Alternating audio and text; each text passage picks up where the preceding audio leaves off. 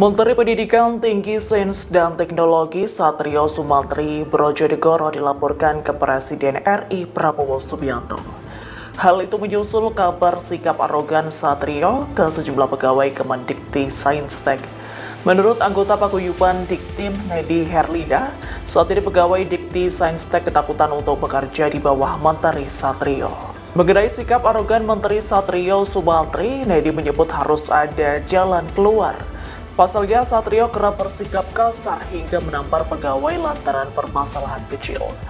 Pernyataan itu disampaikan Nedi seusai melakukan unjuk rasa di gedung Kemendikti Saintek Senin 20 Januari 2025. Sementara itu, Nedi Herlida akan melaporkan ke DPR RI terkait dugaan pemecatan yang dilakukan Satrio kepadanya pada Selasa 21. Download Tribun X sekarang, menghadirkan lokal menjadi Indonesia.